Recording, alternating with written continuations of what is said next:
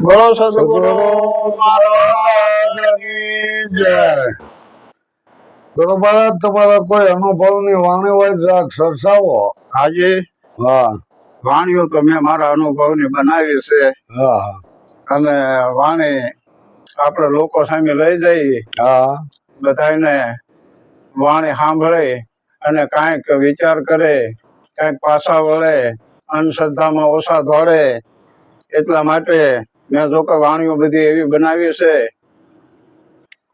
પણ જ્યાં લગી નામ નક્કી ન થાય ત્યાં લગી આ ભવનો ફેરો મટે એવું નથી। કારણ કે મીરાબાઈએ કીધું છે કે આત્માને ઓળખ્યા વિના લક્ષ 84 નહીં મટે, ભ્રમણાને ભાંગ્યા વિના ભવ નો ફેરો નહીં મટે।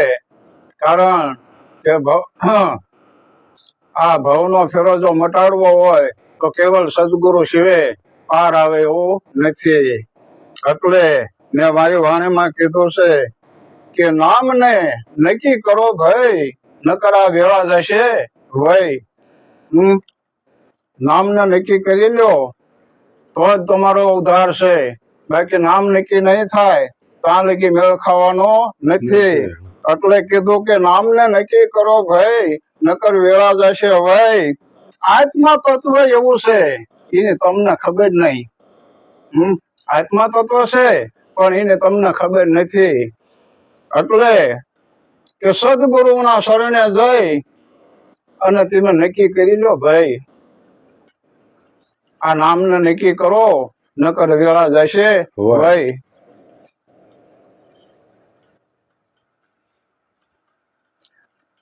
આત્મા તત્વ નક્કી જેને કર્યું એને પછી કરવું પડે નહીં કઈ ન કરવું પડે।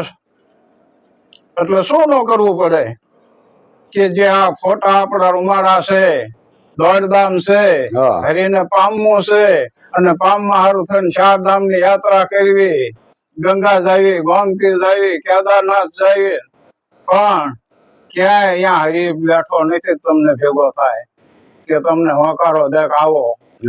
જો એટલે કબીરે કીધું કે દેવળે દેવળે કે હું ફર્યો, મૂર્તિ દેખીને ઊંધો પડ્યો, પણ બેઠી બોલી નહીં, ફૂતી હવળી નહીં, ઉભી ન કીધું આય, આમાં કે કોને લાગુ પાય ભાઈ, લાગવું કોને?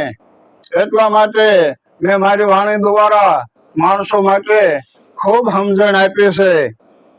પછી ત્રીજી કડીમાં શું કીધું છે? હરિભજનમાં સુરતા લાગી, હરિના ભજનમાં સુરતા લાગી, મને મારી ખબર થઈ। ક્યારે શું ખબર થઈ? કે જયારે હરિભજનમાં સુરતા લાગી પછી મને મારી ખબર થઈ હું કોણ છું અને હરિ કેવા છે। આની નામે નોબત થઈ। ક્યાં નોબત થઈ? નામે। હા, નામે પગી ગયા પછી એને કાંઈ બીજું જાણવાની જરૂર નથી। તારું નામ જાણી લે, તું કોણ છો બરોબર આ જાણી લે, પછી તારે આ ભવસાગરમાં ભટકવાનું મટી જાય છે। ત્યાર પછી ચોથી કડીમાં શું કીધું છે?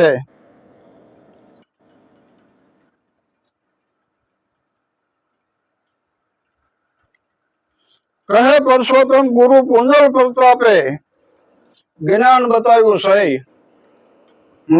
કહે પરસોત્તમ ગુરુ પુંજલ પ્રતાપે શાન બતાવી સહી। એ નામને નક્કી કર્યા પછી આ ભવની ભાવટ બધી ગઈ। જયારે નામનું નક્કી થઈ ગયું પછી આ ભવની ભાવટ બધી વહી ગઈ। હા, આવું નામ છે, આને નક્કી કરી લેજો મારા વાલા।